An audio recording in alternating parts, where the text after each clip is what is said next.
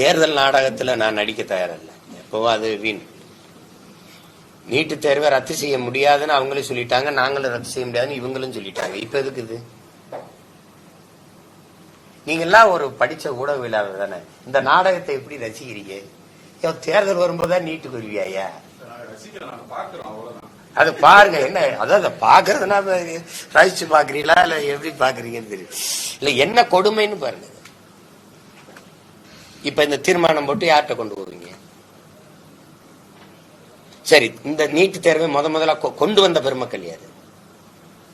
கொண்டு வந்தது யாரு? காங்கிரஸ் நீங்களும் தானே. காங்கிரஸ் கொண்டு வந்தது, கூட இருந்தது யாரு? அன்னைக்கே அந்த நீட் அங்கிட்டு நீட்டுன்னு சொல்லாம இங்க இந்த பக்கமா நீட்டுன்னு சொன்ன பெருந்தகையில் யாரு? நீட்டு தேர்வுக்கு ஆதரிச்சு ஐயா கருணாநிதி கடிதம் எழுதுனது முரசொலியில் இருக்கு. வேணா இன்னைக்கு நீங்க அதை கிழிச்சு மறைக்கலாம். எழுதியிருக்காரு. ஒரு நாடு ஒரு தேர்தல முதல்ல ஆதரிச்சு பேசின பெருமகன் யாரு? யாருன்னு சொல்லுங்க. அதான் ஐயா தான். தேவையற்ற செலவுகளை குறைக்க அன்றைய பிரதமராக அம்மையார் இந்திரா காந்தி ஒரு இடத்துல பொதுக்குழுவிலே கழக பொதுக்குழுவிலே தீர்மானம் போட்டு நிறைவேற்றியது அப்படின்னு பேசின பெருந்தகை நம்ம ஐயா தான். நாளைக்கு ஒரு நாடு ஒரு தேர்தல் ஏதோ ஒரு தீர்மானம் வரும், அதையும் நீங்க அண்ணன் இப்படி கேள்வி கேட்டுட்டு இருப்பீங்க. இருக்கணும்.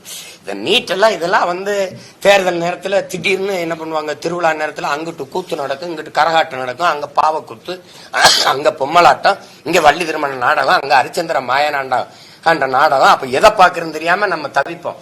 அது மாதிரி தேர்தல் வரும்போது நீட்டுக்கு எதிரானது, கட்சத்தீவுக்கு எதிரானது, எல்லாத்துக்கும் எதிராக வரும். நான் கேட்டேன்ல, அதனால தொகுதி சீரமைப்புக்கு அனைத்து கட்சி கூட்டம் போட்டேன். நீங்க நீட்டு தேர்வுக்கு எதிராக ஏன் போடலன்னு கேட்டேன். இப்ப அதுக்கு இப்ப போடுறோம்ல, அதுதான் பண்றாங்க. இப்ப நான் இப்ப கடல்ல குதி செய்யறது இல்லையே, செஞ்சானா செய்யறது இல்ல, ஏமாத்துறதுதான் கஷ்டமா இருக்குது. செய்யறோம்ங்கிறது எத்தனை? இஸ்லாமிய சிறை கைதிகள் விடுதலைக்கு நீங்க என்ன சொன்னீங்க?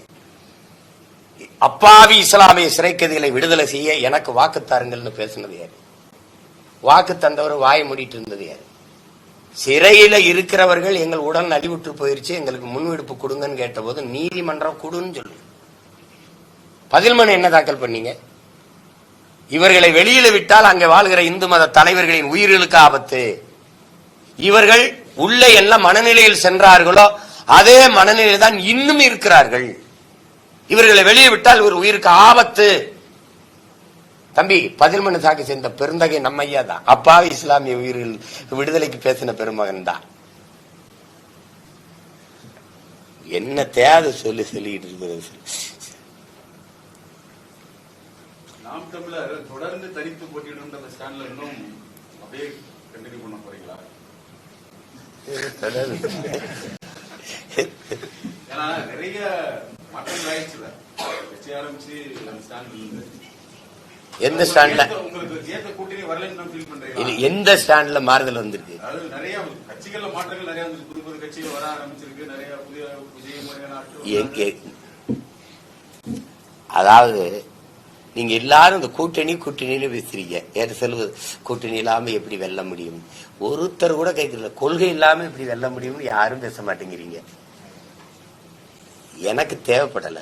நான் தான் தமிழ்நாட்டில் பெரிய கூட்டணி வச்சிருக்கிறேன். 8 கோடி மக்களை நம்பி மக்களோட இணைந்து மக்களுக்காக நிக்கிற ஒரு கூட்டணி, பெரிய கூட்டணி நாங்க தான்.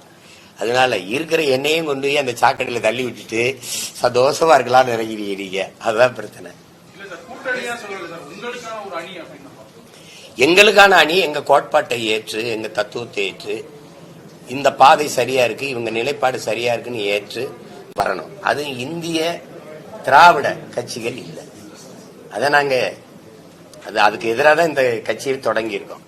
அப்ப அந்த எங்க நிலைப்பாடை ஏற்று நாங்க எடுத்து வைக்கிற ஆட்சி முறை இப்படி செய்வோம், இப்படி கொண்டு வருவோம், கல்வி எப்படி கொடுப்போம், மருத்துவத்தை எப்படி கொடுப்போம், இப்படி இருக்குல்ல, இப்படி சொல்றோம்ல, இந்த திட்டங்கள் நல்லா இருக்கு, இது வந்தா நல்லா இருக்கும்னு நினைச்சு எங்களோட வர்றவங்களை ஏற்போம். அது அப்ப யோசிக்கணும். இப்ப யாராவது வந்தா அனுப்பி விடுங்க. பாதகம் செய்பவரை கண்டால் நாம் பயம் கொள்ளலாகாது பாப்பா. மோதி மிதித்து விடு பாப்பா, அவர் முகத்தில் உமிழ்ந்து விடு பாப்பா. அண்மை செய்திகளை உடனுக்குடன் தெரிந்து கொள்ள இணைந்திருங்கள் எம் நாடு தொலைக்காட்சியுடன்.